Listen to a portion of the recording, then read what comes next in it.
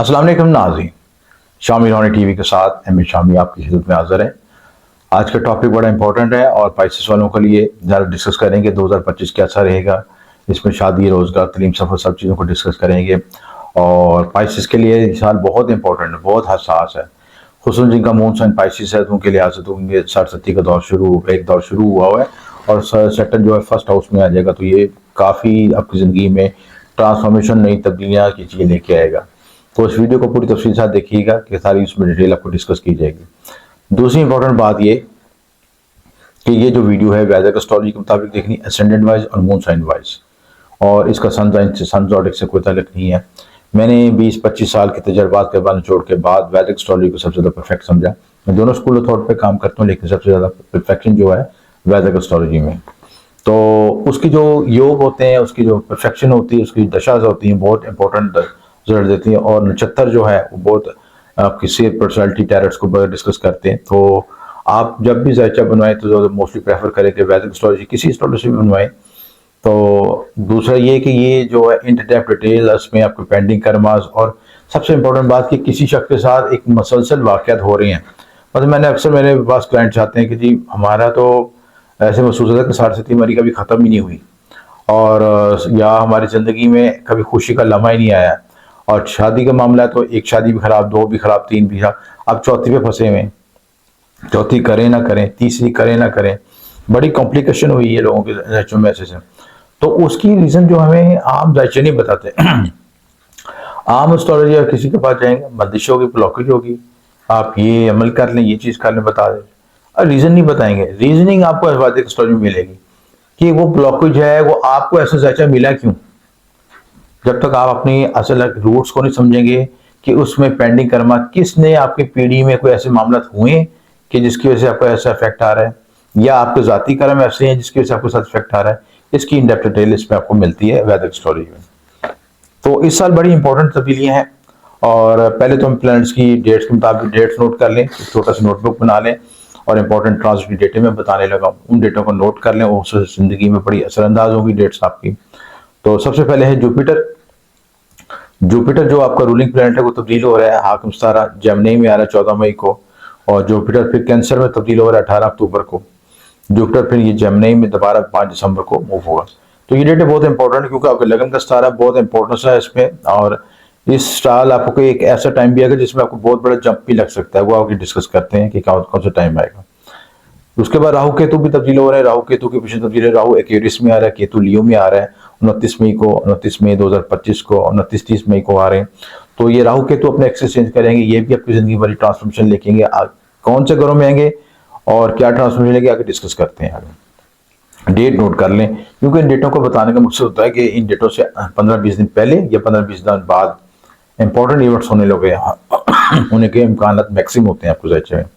Saturn जो है 30 मई को बुर्ज हौत में आ जाएगा, पाइसिस में आ जाएगा, और यहाँ से आपको सरस्वती का दूसरा फेज शुरू हो जाएगा। ल्यूनर कमरी के जो ग्रहण है 13-14 मार्च को लगेगा, शमसी ग्रहण 29 मार्च को लगेगा, फिर कमरी ग्रहण जो है 7-8 सितंबर को लगेगा, और फिर शमसी ग्रहण जो है 21 सितंबर को लगेगा। ये डेटें बड़ी इंपॉर्टेंट है।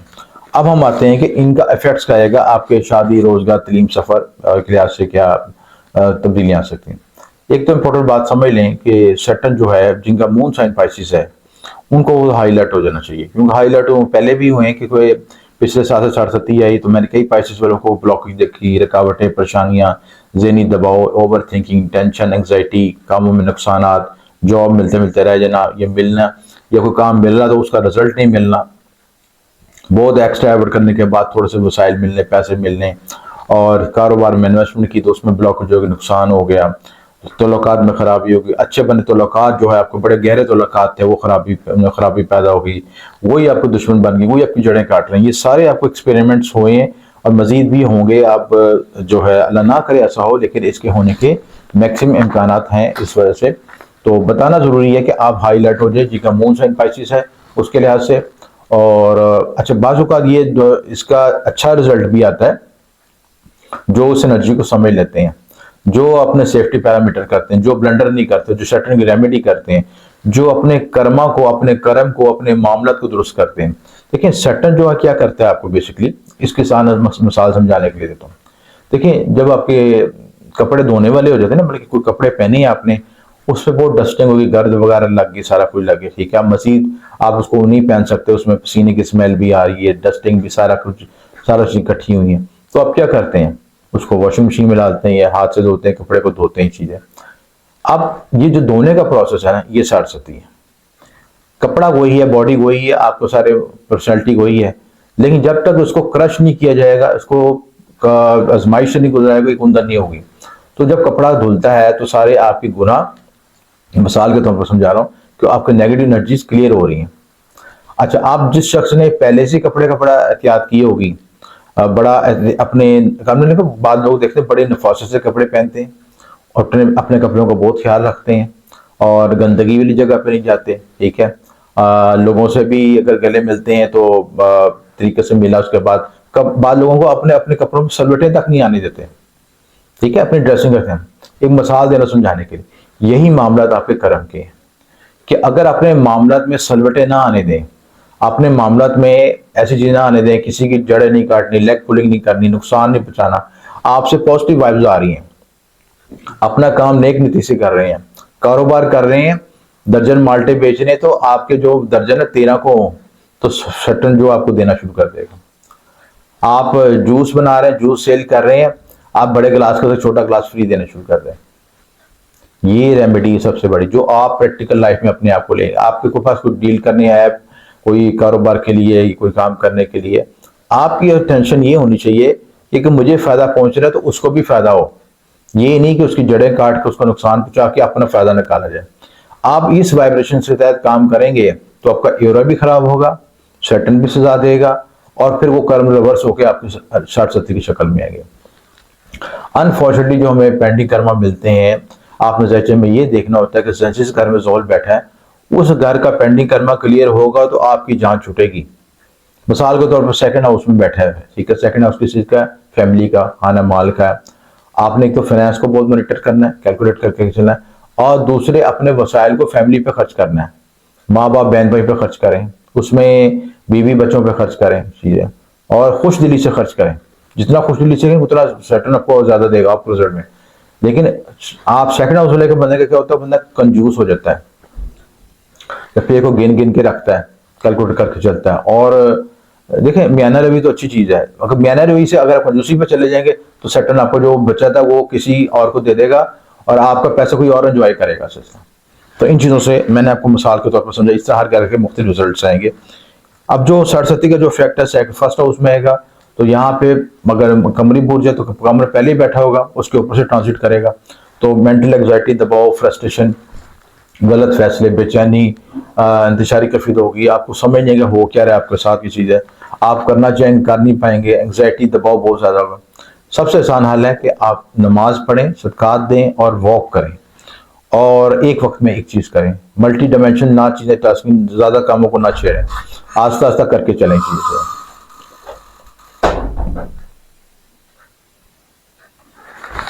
उसके बाद जो है, जो आपकी जो मैंने डेटें आपको बता दी हैं, उसके बाद अब तक जो सेटन की पोजीशन बताई आपको इम्पोर्टेंट है। फर्स्ट हाउस में बैठेगा तो यहाँ पे 7th को भी देखा, आपकी आप 7वें घर को देखेगा, तो 7वीं राशि यहाँ पे बन रही है आपकी, जो है आपकी सुमला बन रही है। तो आपके कुछ रिलेशनशिप में कुछ अपस्टोन आ सकते हैं, शराकतदारी मसाइल आ सकते हैं, अज़वाजी ज़िंदगी मसाइल आ सकते हैं चीज़ें। सेटन जो है आपके यहाँ से बैठ के तीसरे घर को भी देखेगा, क्योंकि तीसरी 7वीं 10वीं नजर होती है, तो उन घरों को भी डिस्टर्ब करेगा।